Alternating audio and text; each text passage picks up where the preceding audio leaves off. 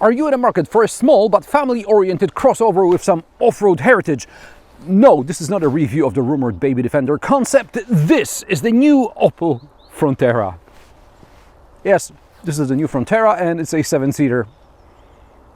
I'll let it sink in.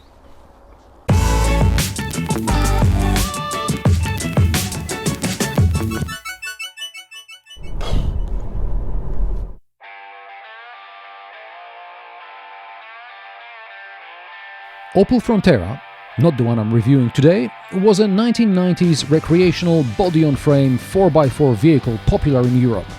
It was later replaced by the Opel Antara, aka Chevrolet Captiva, an SUV like we know them today, less for off-road, more for the family. However, as GM sold Opel, the German brand decided to bring the Frontera nameplate back to the market, even if in its current form it has almost nothing in common with the original, beaten-up examples of which happen to be still popular among off-road enthusiasts on a budget. Model name recycling can be controversial. It's not a big deal when Renault calls a half-baked crossover the same as it used to call a great people carrier. Some people did get annoyed when Mitsubishi desecrated the Space Star and then the Eclipse.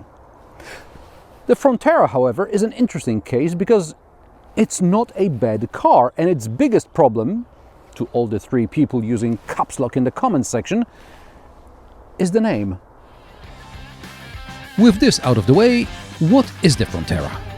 It's a rebadged Citroën C3 Aircross. Stellantis makes it a bit more confusing by also offering a similarly sized Peugeot 2008, which, unlike the former two models, is not available with a third row of seats.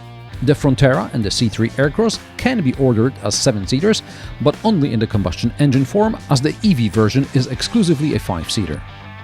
The Frontera is almost 440 cm long, just shy of 180 cm wide, and it's 165.5 cm tall with the optional roof rails.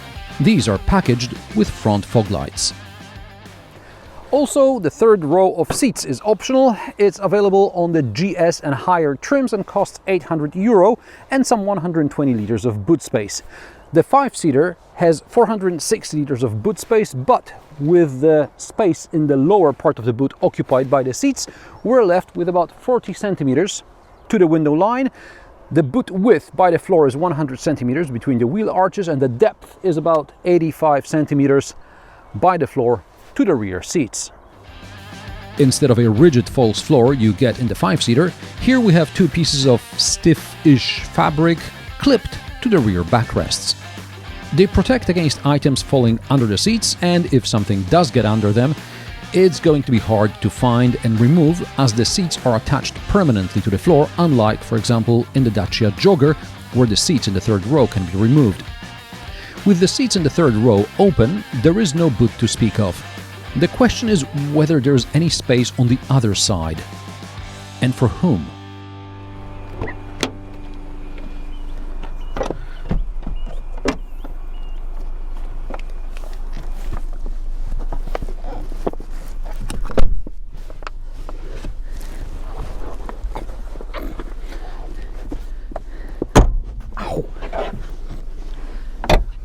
So, on the plus side, there are actually one USB port cup holders, and that would be it. I never expected Frontera's third row to be for adults, but I find it hard to imagine what age and size the children could be to kind of legally travel back here. In the EU, the minimum requirement for a child to travel without a child seat is 12 years of age or 135 centimeters height. Some countries state the child has to be at least 150 centimeters tall before the child seat or a booster seat can be ditched. A booster seat in the back here might actually make sense, because then the kid wouldn't have to keep their knees at chin level. Anyway, the third row of seats is definitely something to differentiate the Frontera from other cars in this segment, but the jury's still out on how useful this feature actually is. To get to the third row, you first have to fold the backrest in the second row and then raise the entire seat, no sliding rear bench. To me, this shows the third row is really a bit of an afterthought here. However, space in the second row is decent, there is good legroom and headroom. I'm 175 centimeters tall and the driver's seat is set to my driving position. Of course, there is a tunnel running through the middle because it's a Euro spec front-wheel drive hatchback. There are 2 USB-C ports, a 12-volt outlet, but no air vents. The rear seats split 60-40, Isofix anchor points are only available in the second row, there is no armrest, there is no pass-through to the boot, there are pockets in the front seat backs, a large one at the bottom and 2 smaller ones at the top. The doors have pockets large enough for a half-liter bottle, but not for a larger one. Not only do the doors not cover the sills, but Opel also opted for a styling trick intended to give the Frontera a more rugged look. This plastic cladding imitating side steps does a great job of collecting dirt, especially on wet days. You're going to be brushing against them all the time. The cockpit. Now, the GS trim gets 2 displays. The base edition trim only comes with 1 screen and a docking station for your phone, and I think that's even better. Here we have single zone automatic climate control with physical buttons.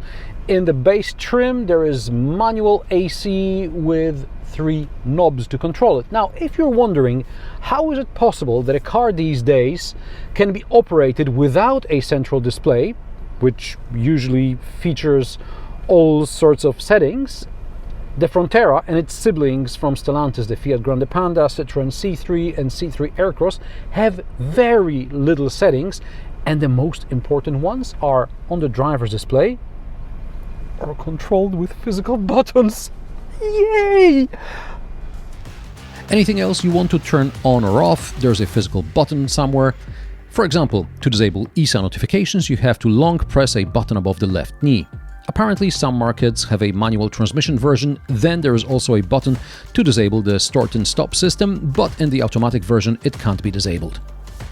I recommend the optional winter package, which includes heated seats, very effective, a heated steering wheel, weak but better than nothing, and an electrically heated windshield. Great because you don't have to scrape the windows on frosty mornings. Besides that, there are USB-C ports, a weak wireless charger that doesn't disconnect but only maintains your phone's charge, a miniature storage compartment under the armrest, the lid slides for adjustment, and a glove box. The door pockets fit my water bottle, but they are not contoured to keep it upright. You start the car with an analog key.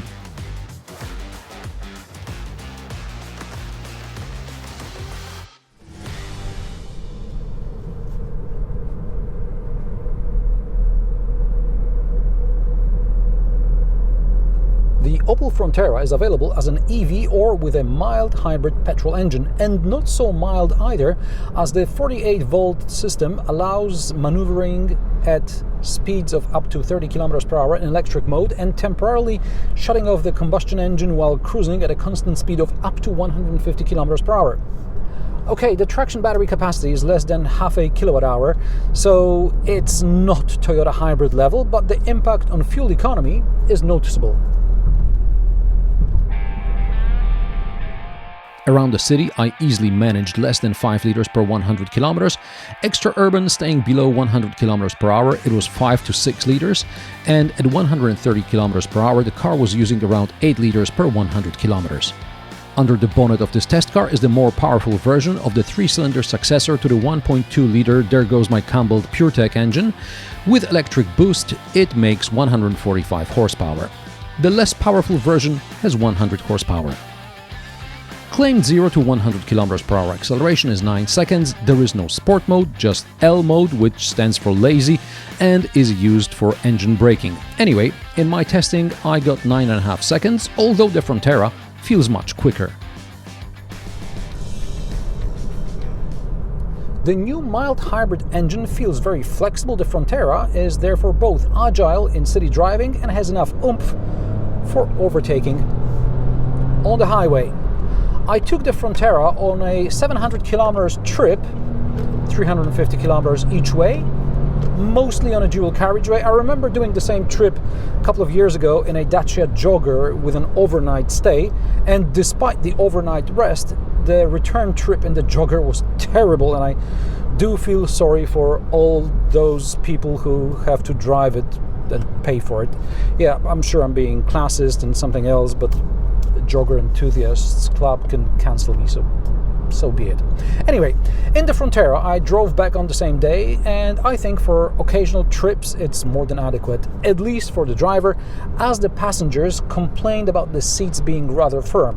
Now, these seats have this kind of special groove in the center of the cushion, which is like on a bicycle seat, and it's designed for your tailbone apparently, and after 8 hours behind the wheel I didn't feel any discomfort, so I think the seats are good and the passengers can suffer through it.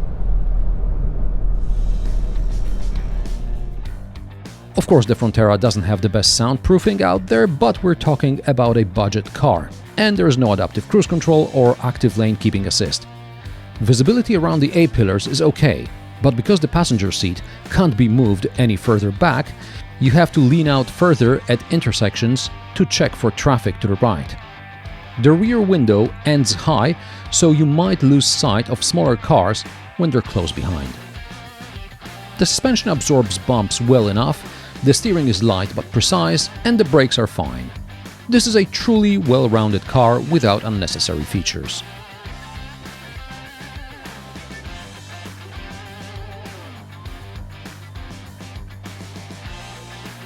Prices of the Opel Frontera start at €24,190 for the Edition trim with a base petrol engine. You have to pay almost $5,000 more for the EV, which, based on my experience with the EC3, is probably a hard sell anyway. This test car in GS trim with options costs €32,190.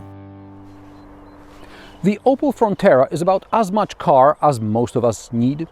It's simple to use, pleasant to drive, and relatively affordable by today's standards.